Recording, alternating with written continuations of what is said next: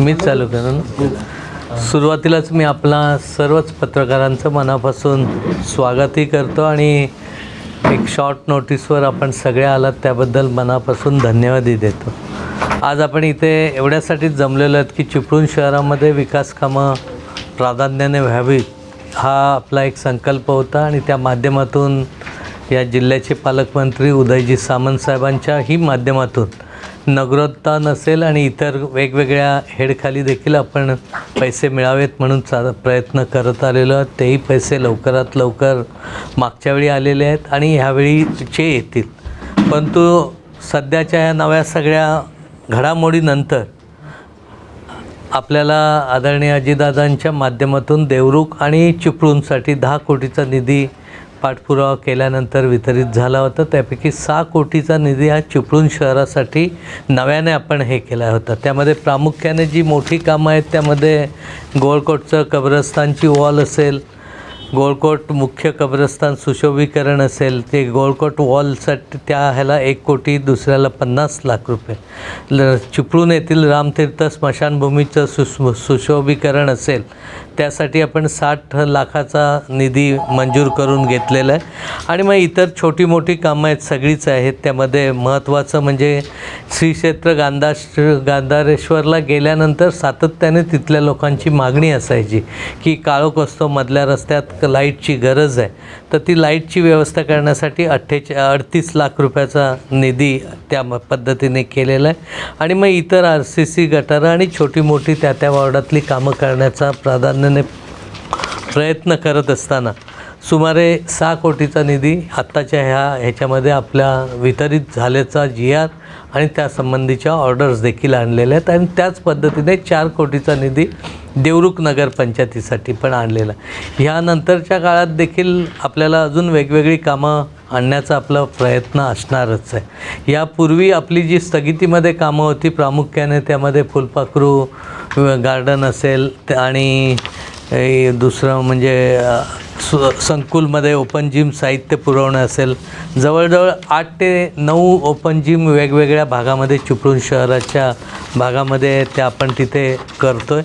त्याचंही टेंडर स्टेजपर्यंतची आलेलं आहे. आणि त्यामध्ये महत्त्वाचं काम म्हणजे चिपळूण नगर परिषद हद्दीतील रामतीर्थ तलावाशेजारील जलतरण तलावाचं नूतनीकरण करण्यासाठी 75 लाखाचा निधी त्या मागच्या कामाच्या यादीत देखील होता आहे. म्हणजे तो आता प्रशासकीय मंजुरीसाठी कलेक्टरकडे गेला आहे. 1 ते 4-8 दिवसात त्याचंही टेंडर होईल. अण्णासाहेब खेडेकर क्रीडा संकुलला बॅडमिंटन कोर्ट करण्यासाठी आणि इतर इंडोर ॲक्टिव्हिटीसाठी 50 लाखाचा निधी होता. त्याचबरोबर चिपळूण नगर परिषद हद्दीतील 143च्या ह्याच्यामध्ये खेळाचं मैदान विकसित करण्याचं आहे. तर ह्यामध्ये एक्झॅक्ट कशा पद्धतीने करायचं हे ठरवतो आपण की प्रॅक्टिस विकेट बनवाव्यात आणि त्यामध्ये देखील छोट्या क्रिकेटपटूंची सोय तिथं प्रॅक्टिसच्या विकेटच्या माध्यमातून सीझनचं होण्याचा एक आपल्यासमोरचा पर्याय आहे. आणि आरक्षण क्रमांक 144मध्ये फुलपाखरू उद्यान विकसित करण्यासाठी पण 25 लाखाचा निधी त्याही कामात आहे. आणि मग पार्किंग क्षेत्र आपल्याला चिपळूणची जी समस्या आहे पार्किंगची, ते पार्किंग क्षेत्र विकसित करणं असेल, नारायण तलावमध्ये ओपन जिम असेल, विरेश्वरच्या तलावाच्या इथं ओपन जिमच्या माध्यमातून असेल, पाग लेनवाडी येथे ओपन जिम आहे, उकताडमध्ये देखील ओपन जिमचं साहित्य बसवायचं आहे, गोळकोट रोडचं पण तसंच आहे, पेठमापला आहे, राधाकृष्ण नगरला पण ओपन जिमचं आहेत, खेड स्वयंविहार संकुल येतं ओपन जिमचं एक प्रस्ताव आपण तिथं होतील. आणि खेड चौकी वाशिष्ठी नदी किनारी धोबी घाट बांधण्यासाठी पण पैसे आणण्याचा त्या ह्याच्यामध्ये 3 कोटी 30 लाखापर्यंतची कामं जी पेंडिंग होती, स्थगिती होती, ती स्थगिती उठवण्याचं काम देखील ह्या माध्यमातून झालेलं आहे. ह्याच्यापूर्वी ज्यावेळी होतं त्यावेळी आपल्याला पवन तलावाचं कामासाठी पैसे आपण आणले होते आणि गोळकोटचं मैदान विकसित करण्याचा देखील प्रस्ताव मंजूर होऊन झालेला आहे. त्यापैकी पवन तलावाचं काम चालू आहे आणि पवन तलावामध्ये पण अजून अद्ययावत 2 विकेट बनवून बाहेरचा जो भाग आहे त्याच्या म्हणजे बाहेरचं म्हणजे जे खाली स्टेडियम आहे आणि त्याच्यावरची जी पत्र्याची शेड आहे ती जर आपण चांगल्या पद्धतीने विकसित केली तर एक चांगली जिम, अद्ययावत जिम अगदी सगळ्या परिपूर्णाने, तर जिम पण तिथं आपल्याला ह्या आत्ताच्या पैशामध्ये आहे, तिथं उरलेल्या पैशामध्ये ती जिम करण्याचा देखील तिथल्या पद्धतीने मानस आहे. पवन तलाव अजून आपल्याला चांगल्या प्रकारे डेव्हलप करायचं आहे, परंतु पाण्याचा भाग असल्यामुळे थोड्याशा तिथल्या मर्यादा येत आहेत. तरी आहेत त्या ह्याच्यामध्ये जेवढा सुविधा देता येतील तो तिथला प्रयत्न असेल. पावसाळा गेल्यानंतर गोळकोटचं पण मैदान तेवढ्याच ताकदीने पूर्ण करण्याची जबाबदारी असेल. हे सगळं करत असताना चिपळूणची फार मोठ्या समस्याही आहेत. म्हणजे प्रामुख्याने त्यामध्ये जसं चिंचनाका तो रोडच्या दुतर्फा रोड व्हावा अशी देखील लोकांची अपेक्षा आहे आणि बऱ्यापैकी जागाही आहे. थोडासा विरोध त्यामध्ये येईलसुद्धा, परंतु तोही काम करणं गरजेचं आहे. त्याचबरोबर कालच इथं उदयजी सामंत साहेब आले होते, त्यांनाही आम्ही सांगितलं की जर एक चांगल्या पद्धतीने आपल्याला मिनी थिएटर आणि मिनी एक मॉलसारखा जर जागा उपलब्ध असेल, त्यांनी CO साहेबांना सांगितले ती लवकरात लवकर जागा उपलब्ध झाली तर त्या पद्धतीने पण काही गोष्टी करता येतील. आणि ज्या प्रलंबित आहेत त्या गोष्टींसाठी देखील मुख्यमंत्री या राज्याचे एकनाथजी शिंदेसाहेब असतील, राज्याचे उपमुख्यमंत्री फडणवीस साहेब असतील, आमचे नेते आणि उपमुख्यमंत्री अर्थमंत्री अजितदादा असतील, यांच्या माध्यमातून अधिकचा विकासाचा निधी या वर्षभराच्या कालावधीमध्ये जास्तीत जास्त कशा पद्धतीने आणता येईल हा विचार असणार आहे. त्याचबरोबर आपल्याला रामतीर्थाचा देखील विकास करण्यासाठीचा 5 कोटीचा प्रस्ताव सेंट्रल गव्हर्नमेंटच्या माध्यमातून परवाच मुख्यमंत्री साहेबांनी त्याच्या बाबतीतही आपली पूर्तता करण्याचा प्रयत्न आहे. आणि ही कामं जेवढी चांगली होतील त्याच्याकडे लक्ष देणं पण तेवढंच गरजेचं आहे आणि त्या पद्धतीचा पाठपुरावा करण्याचा माझा प्रामाणिकपणे प्रयत्न असणार. ही यादी देत असताना आपण जवळपास आपल्याला नजरेत असलेली कामं आणि काही तिथल्या कार्यकर्त्या किंवा संबंधितांना विचारून आपण ती करावी लागते. कारण कसं आहे माहिती आहे का, फुलपाखरू गार्डन काय ते बनवलं आहे नगरपालिकेने माझी वसुंधरा अंतर्गत काही लाख रुपये खर्च करून गार्डन बनवलं. फुलपाखरू राहिली बाजूला गाडवच फिरतायत तिथे. ही अशी परिस्थिती आहे. म्हणजे एकाच ठिकाणी एकाच कारणासाठी करोड रुपये घालायचे, 4 वेळा रस्ता काढायचा. परिस्थिती अशी आहे की तुम्ही जी कामाचा ते ह्याच्यावर पत्राची शेड घालायची आहे, कुठले कशावर इंडोर नाही सांस्कृतिक केंद्र नाही काहीतरी भाजी म्हणते भाजी म्हणते चालू आहे का आधी पवन तलावरती ते नाही तो भाजी गरज आहे. बघा, इमारत टिकवणं हे गरजेचं आहे. इमारत टिकवायची असेल तर आपल्याकडच्या पावसाचा आणि सगळ्याचा विचार केला तर पहिली पात्रशेड घालून ठेवणं ही खूप आहे. लक्षात आलं मला तो आहे तिथे. ते इमारत टिकवणं महत्त्वाची आहे. कारण ऐका ना, पण म्हणून इमारत बाद करून चालणार नाही ना. आपल्याला कुठंतरी ती जर कायमस्वरूपी पुढं इंदिरा गांधी सांस्कृतिक केंद्र तयार करे पण असंच होतं ना. आता परिस्थिती वरती बघितलं तर प्लॅस्टिकचं कापड घालून ठेवले, पत्रे सडलेले आहेत. तो कुठचा इंदिरा गांधीचा विषय जसा आत्ता नाही ना, तसा आपल्याचा प्रामुख्याने जे आपली मालमत्ता आहे, आपली जी मालमत्ता आहे ती टिकवणं महत्त्वाचं आहे. म्हणजे ती कुठच्याही बाबतीतलं असेल ती टिकवणं महत्त्वाचं आहे. आणि ते टिकवायचं असेल तर आपण त्याला वापर करतो. गेली 10 वर्ष अजून उभं राहते, त्याला भगदाड पडली. हे कॉन्ट्रॅक्टर लोक सोबत येतात अशा कार्यक्रमातनं कामं काढून घेतात आणि त्याची सगळी वाटात लावून टाकतात. महिला ह्याचा आपल्या ह्याच्यात आता घेतलेला नाही तो मुद्दा. जी कामं देत राहताना त्यापेक्षा एक नवीन विजन ठेवा, नवीन काहीतरी काम येऊ दे. गटार हे होणारच आहे.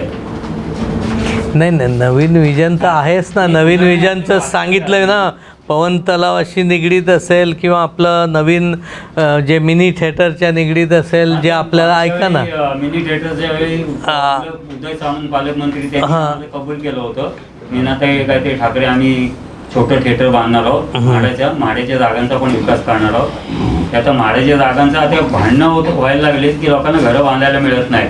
5 फूटच पुढे म्हाड्याची जागा आहे, त्याचा प्रश्न सुटत नाही. त्याच्यामुळे गोरगरीब नाही, म्हाडाच्या जागेबाबतचा त्यांचा विषय आहे तो मला काय फारसा माहीत नाही, म्हणजे काय डिटेल आहे ती जागा. पण आपण ही जागा म्युन्सिपाल्टीच्या अखत्यारात असलेल्या जागांपैकी शोधून ठेवल्या पाहिजे. मुळात तुम्ही पैसे कसे येतील, त्यानंतर तुम्ही कशी कामं करणार आहात, हा एक महत्त्वाचा विषय आहे. पण तुमच्याकडे जागा तर डिमार्केशन पाहिजे की इथं आपण हे करू शकतो. जसं इंदिरा गांधीचं रिपेअरिंग होतं त्याच्यापूर्वी, आता ते सरकार गेलं पटकन, त्यामुळे आमच्या नव्हतं, पण आम्हाला 20 कोटीचा निधी सतीशना पण माहिती आहे, तेव्हा आपण भेटलो होतो दादांना.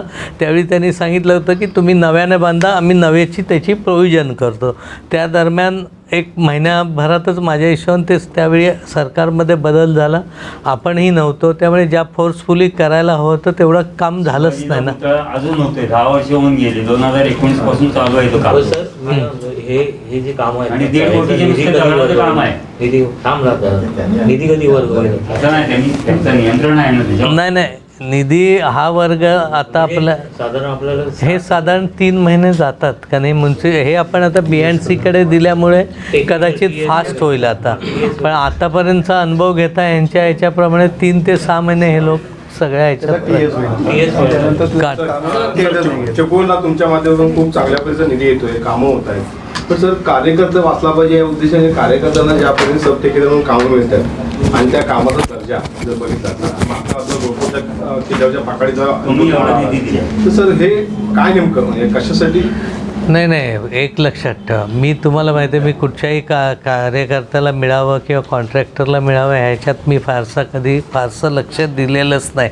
तो बऱ्यापैकी ठपका पण आमच्या लोकांचा असेल, कारण कॉन्ट्रॅक्टर कोण आहे बऱ्यापैकी माहीत नाही. ते काम आहे त्या अधिकाऱ्यांनी काम करून घेण्याचं. समजा तो अधिकारी काम करतो आणि मी चुकून एखाद्याला सांगितलं ह्याच्याकडे दुर्लक्ष करू नका, तो दोष माझा पण आहे. म्हणजे माझा दोष नाही असं मी कधीच म्हणणार नाही. एखादं काम जरी आता जसं ह्यांनी सांगितलं की शिवाजी पुतळ्याचं कामाचं काय, त्याच्यात मी डायरेक्टली इन्व्हॉल्व जरी नसलो ती तर इनडायरेक्ट माझी जबाबदारी आहेच, ती काय मी नाकारायचा माझ्या दृष्टीने प्रश्नच नाही. पण कामं शेवटी घेताना कामं चांगली करणं हे गरजेचं आहे. काय मी बऱ्याच वेळा सांगितलं आलं की बऱ्याच वेळा पुढारी कॉन्ट्रॅक्टर असल्यामुळे बऱ्याचशा कामांची अडचणी निर्माण होतात, नाही असं नाही, वस्तुस्थिती असते.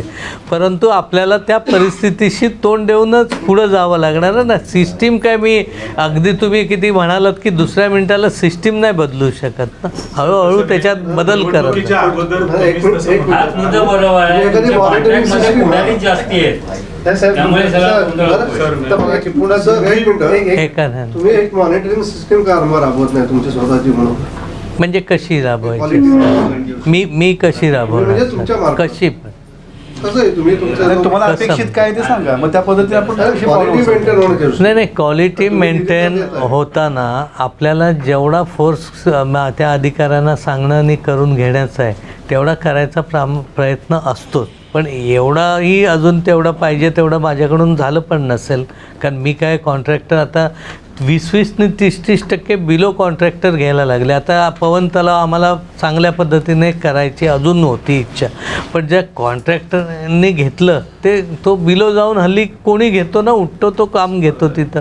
सर तुम्ही त्याला काय, अरे पण त्याला नियंत्रण काय करणार? नाही सर, तुम्ही कोट्यवधीचा निधी आणताय बरोबर आहे, पण सगळ्या कामाची हे ठेकेदार सगळे वाटवून 1.5-2 कोटीची रस्ते आहेत, पहिल्याच वर्षात अगदी वरचा थर जातो. म्हणजे अशा पद्धतीचा बघा ते 2 वर्ष 1.5 वर्षापूर्वीचा रस्ता मार्केट एवढा निधी आणून जर अशा पद्धतीची वाटवून नाही, आता मार्कंडीने बहादूर शेखच्या बाबतचा निधीचा होता ना, तो आधीच्या म्हणजे आधी झाला होता. 50 पत्र पाठवली. आता मला वाटतं ठेकेदाराला तुम्ही आपण ऐकून घे, आधीच्या वेळी झालेला होता, पण अशी जी कामं आहेत ती जी नीट झाली नसतील तर आपण त्याची तुम्ही आणि हवं तर एकदा ऐका हो, माझ्या हातात ब्लॅकलिस्टला टाकणं नाही.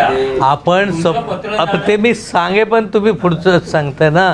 आपण अशी कामं जर असतील, पत्रकार म्हणून तुम्ही जसे जबाबदार नागरिक आहात तसं तुम्ही जरा ती कामाची असेल, तपासलं असेल, बघितलं असेल तर तशी लिस्ट आउट करूया आणि ती क्वालिटी कारण सिस्टीमने जायला नुसतं ओरडून काय उपयोग नाही ना. ती त्यांना तिथं चेकिंग करण्यासाठी त्यासाठी क्वालिटी कंट्रोलकडे पहिला द्यावा लागेल. त्यांचा रिपोर्ट आल्यावर त्याच्यावर कारवाईपर्यंत जाता येईल ना. पण तोच रिपोर्ट त्यांच्याप्रमाणे अरे मैदानाचा सुशोभीकरणाच्या कामाचा शुभारंभ एकाच दिवशी झाला. पवन तलावाचं काम आटपत आलेलं आहे, पण घोडकोटच्या मैदानाला अद्याप सुरुवात झाली नाही, तो जसा आहे ना तसं त्या कॉन्ट्रॅक्टरला जवळजवळ मी 7-8 वेळा फोन लावले की हे पवन तलाव मला वाटतं तो कोणतरी आहे, तर तो इथली माणसं घेतल्यावर आदिती तटकरे होते, अजून आपले सत्ताधारी असे एकत्र कुठे दिसलेले आहे ना, नेमकं काय त्याच्याबद्दल? नाही, आदिती तटकरे मॅडम आल्या होत्या, त्या आमच्या पहिला कार्यक्रम मेन पक्षाचा कार्यक्रम होता. आता पक्षाच्या आणि कार्यक्रमाला उदय सामंत आणि ते एकत्र येतील असं काय तुम्ही अपेक्षित करू नका, कारण शेवटी युती असली किंवा असली तरी प्रत्येक पक्षाचं वेगवेगळं आहे. काही त्यांच्या पक्षातले पण आम्ही घेणार, आमच्या पक्षातले पण त्यांच्यात प्रवेशाचे कामं वगैरे असतात, त्यामुळे तिथं त्या जायचा प्रश्न नव्हता. सकाळी ज्या मीटिंग होत्या त्या यायच्या आधी होत्या, त्यामुळे एकत्र येण्याचं काय असं काय नसतं ना, आणि प्रत्येकाने एकत्रच जायला. आता जी आघाडी आहे किंवा युती आहे ती अजून जिल्ह्यात असे एकत्रीकरण झालेलं नाही, तो मुद्दा आहे. त्याच्यासाठी समन्वय समितीची स्थापना केलेली आहे. रवींद्र चव्हाण साहेब असतील, उदय सामंत असतील, आमच्याकडून सुनील तटकरे साहेब असतील, बाबाजी जाधव, त्यांचे सगळे जिल्हा अध्यक्ष आणि इतर सगळे असे ते एकत्रित बसतील, कारण तो काय मोठ्या लोकांचा विषय आहे. लगेच काय मी तिची मीटिंग घ्यावी आणि लगेच चालू करावं असं काय नाही. त्यामुळे आज तुम्ही म्हणता ते थोडंसं आहे तथ्य, त्याचं कुठंतरी ही मीटिंग झाल्यानंतर कोऑर्डिनेशन होईल.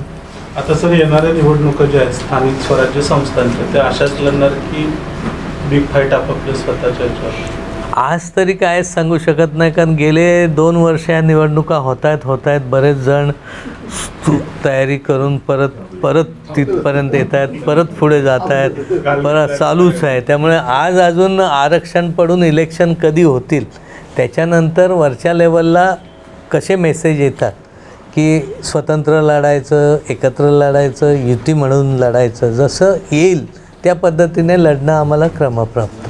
तर सर ब्ल्यू लाईन रेड लाईनचा जो विषय आहे ना, तो तुम्ही हँडल केला आहे बराच वेळा, माहिती नाही. पण आता कसं झालं आहे, 3 सर्वे झाले, म्हणजे एक जलसंपदा विभागाचा झाला आहे, दुसरा मला वाटतं शासनाने एक स्पेशल कमिटी नेमली, त्यांचा एक सर्वे झाला, पुन्हा एकदा जलसंपदा विभागाचा झाला. ते 3 सर्वे झाल्यानंतर ती ब्ल्यू लाईन रेड लाईन जरी आत्ता या क्षणाला जरी पुसली गेली नाही, म्हणजे किंवा रद्द केली गेली नाही, जसं गुजरातच्या धर्तीवर केली गेली, तर कमी करायचा विषय झाला होता मागच्या वेळी. या आता योगायोगाने किंवा तुमच्या आपल्या सुदैवाने अजितदादा आले, तर उपमुख्यमंत्री झाले, तर हा विषय होऊ शकेल का पुन्हा एकदा? नाही, हा विषयाशी आत्ता आम्ही मागच्या आठवड्यामध्येच मुख्यमंत्री साहेबांना पण भेटलो होतो आणि लवकरात लवकर ते मीटिंग लावतो म्हणालेत, कारण उदय सामंत आणि मीच भेटलो होतो त्यांना. आणि माझ्या हिशोबाने ह्या 8 गणपतीच्या आधी अजितदादांकडे ही जी आपली पुराच्या संबंधी म्हणजे गाळ काढण्याच्या निगडीत असेल किंवा गणपतीनंतर पण, आता हे दिवस कसे मिळतील त्याच्यावर ह्या दोन्ही मीटिंग्स ते लावत आहेत की ज्यामध्ये कायमस्वरूपी उपाययोजनासंबंधी आपल्याला काही धोरण निश्चित करून तिथे कुठं अडतं, मेरिटाईम बोर्डाचं काय कन्सेंट आहेत किंवा आणि काय आहे, ते सगळ्या गोष्टीची मीटिंग लागेल. पुढे आता पहिल्या टप्प्यातला आपल्याला जो 5 कोटीचा निधी होता, तो आता ह्या अर्थसंकल्पात त्याची ₹1 प्रोव्हिजन म्हणजे ती एक हेड असतो, ते सगळी झालेली आहे. तो निधी मिळण्याची प्रशासकीय मान्यता पण आपल्याला मिळाली आहे. म्हणजे पाऊस गेल्या काम चालू करणं हे आता लगेचच्या लगेचचं काम ते महत्त्वाचं आहे, आणि त्यानंतर मग आपल्याला पुढं कसं करायचं ते त्याच्यासाठी आपल्याला पाठपुरावा करू. पण ते काम नक्की दादांच्या माध्यमातून चांगल्या पद्धतीने आपल्याला करता येईल. सर, काही दिवसांपूर्वी आमदार भास्कर जाधव यांनी असं म्हटलं की जिल्ह्यातल्या 5ही जागा चुकून सर शिवसेना निवडून आणेल, तर काय तुमचं याविषयी काय? कसं आहे, भास्कर शेठ जाधव हे खऱ्या अर्थाने महाराष्ट्रातले मोठे नेते आहेत. त्यांनी काय म्हटलं तो त्यांच्या पक्षाशी निगडीत आहे. माझ्या दृष्टीने विचार केला तर मला चिपळूणमधून जर दादानी किंवा या महायुतीच्या माध्यमातून असेल किंवा अन्य माध्यमातून, म्हणजे अजितदादा जो सांगतील तो निर्णय मला घ्यावा लागेल.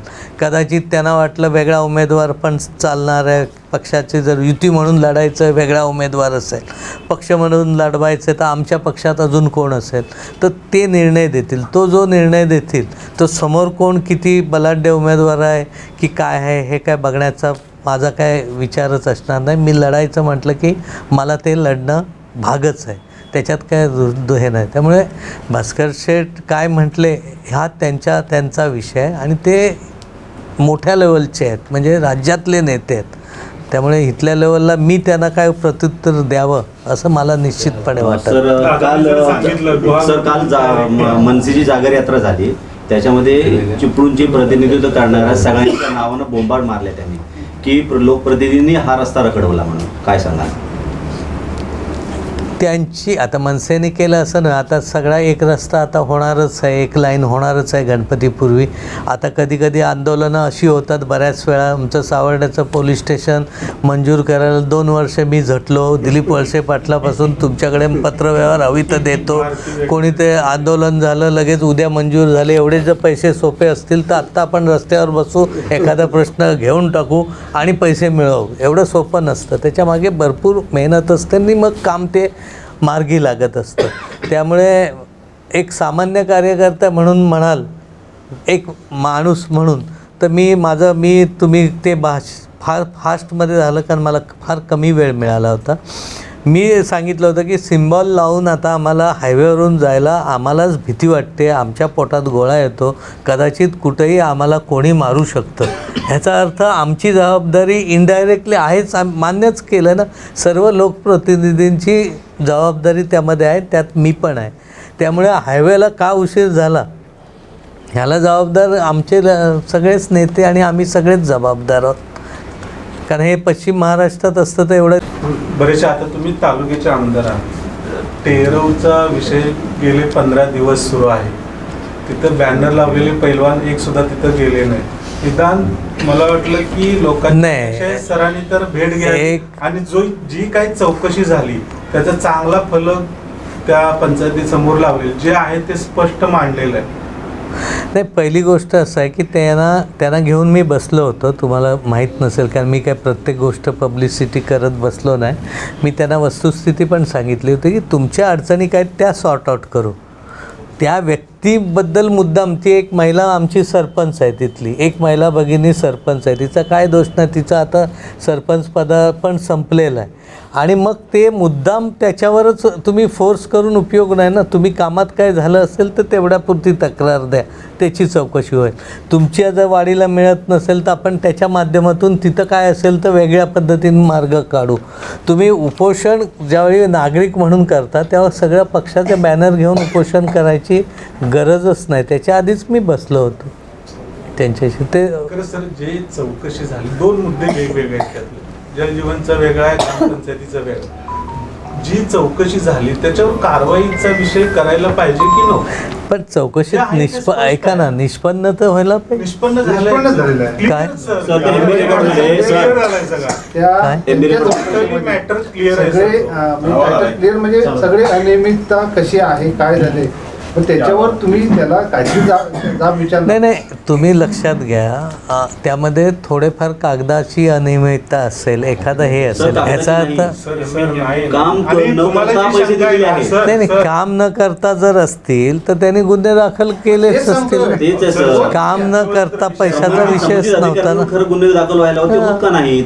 कोणाचा दबाव आहे असं जनता विचारते. तिथले स्थानिक जे उपोषण करतात 1-2 नाहीये, 14 मुद्दे आहेत. चौकशी पैसे न करता लाखो चौकशी झाले, सगळे मुद्दे समोर आले. आणि सर त्यांना जी नोटीस दिली ना ती नोटीस दिलेली आहे. सरपंच म्हणतात ना, सरपंचाचा थेट रोल. मग तुम्ही लक्षात घ्या, एखाद्या महिला सरपंचाचा फोटो लावून तुम्ही जर तिची बदनामी कराल आणि तुम्ही उपोषणाला बसणार, हेही चूक आहे ना. अरे माझं तेच म्हणणं आहे की तुमचा मुद्दा आहे तो धरून तुम्ही जा. एखाद्या महिला सरपंच जी आज कामावर तिथं नाही, तिचे तुम्ही जागोजाग फोटो लावता, हे कुठच्या न्यायात बसतं? तुम्ही त्या नाक्यावर तिचे फोटो त्यांचे लावले ना तुम्ही, हे पण चुकीचं आहे ना. आरोप तिच्यावर आहेत का, तिने गुन्हा केला का, तर तिच्यावर हे केला पाहिजे ना आपण. हे सोडून काय समजली ते आपण शहराचा चौकस विचार करून ज्या ज्या भागामध्ये प्राधान्यानं जी कामं करावी लागणार आहेत किंवा गरजेची आहेत ती आपण त्यामध्ये इन्क्लूड केलेली आहेत. सर्वसामान्यपणे आपले जे आत्ता पार्किंगचा जो प्रश्न आपल्या सर्वांना भेडसावतो आहे त्यासाठी सुद्धा सरांनी 65 लाख रुपये त्या पार्किंगच्यासाठी आपण नियोजनासाठी पैसे आपल्याला दिलेले आहेत. खेळाची ग्राउंड तरुणांसाठी आपण करतो आहे, ओपन जिम पण करतो आहे. त्याचबरोबर नुसती ही कामं करतो आहे, भविष्यामध्ये आपल्याला आणखी काही कामं करावी लागणार आहे. त्याच्यामुळे ते जे काही रस्ता रुंदीकरणाचे 1-2 विषय असतील ते देखील मार्गी लावण्याचा प्रयत्न सरांच्या माध्यमातून होणारच आहे. आणि त्याचबरोबर जी प्रलंबित कामं आहेत, निश्चितच नवीन कामं होत असताना जुनी कामं पण जी मार्गी लागली पाहिजे ते सगळ्यांचंच धोरण आहे. त्यासाठी सुद्धा मग ती भाजी मंडई असेल, मटन मार्केट असेल, एल टाईप शॉपिंग सेंटर असेल किंवा आमचं महिला क्रीडा संकुल असेल, या संदर्भातली सर्व कामं मार्गी लागण्यासाठी सर सातत्यानं त्या डिपार्टमेंटशी सीओना बरोबर मदतीला घेऊन त्या डिपार्टमेंटशी संपर्क करून ते आपण मार्गी लावण्याचा प्रयत्न आपण करतो आहे. आणि भविष्यामध्ये देखील आपल्याला अशाच पद्धतीनं शहरामध्ये जिथे जिथे काय आपल्याला निधी आवश्यक असेल किंवा जिथे करणं गरजेचं आहे तिथे निश्चितपणानं सरांची आणि आमच्या सर्वांची ही निश्चित बांधिलकी आहे हे आम्ही प्रामुख्याने आपल्याला सांगू इच्छितो. आता त्याच्यात आहे ना मत एक फक्त महत्त्वाचं राहिलं की मुरादपूर ब्रिजचं काम आपण 12 कोटी रुपयेचा निधी आणल्यानंतर त्याच्यात दोन्ही साईड होणं गरजेचं आहे. जसं म्हणजे अप्रोच रोड त्याला लाईट्स आणि डेकोरेटिव्ह म्हणजे तो पुलावर साईड आपल्याला रात्रीसुद्धा उत्तम पद्धत तर त्याच्यासाठी जवळजवळ 9 कोटीची गरज आहे. आणि ते 9 कोटीसुद्धा ह्या एक 15-20 दिवसात त्याची ऑर्डर आपण दादांकडून करू. 12 सोड 21 कोटी झाली. हां, जवळजवळ 21-22 कोटी पण मग त्यामध्ये सुशोभीकरणापासून ती सगळी लाईन व्यवस्थित करण्यापर्यंत होईल. म्हणजे हे काम सुद्धा हां